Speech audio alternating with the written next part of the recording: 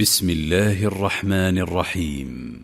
والسماء والطارق وما أدراك ما الطارق النجم الثاقب إن كل نفس لما عليها حافظ فلينظر الإنسان مما خلق من ماء دافق يخرج من بين الصلب والترائب إنه على رجعه لقادر يوم تبلى السرائر فما له من قوة ولا ناصر والسماء ذات الرجع والأرض ذات الصدع إنه لقول فصل وما هو بالهزل إنهم يكيدون كيدا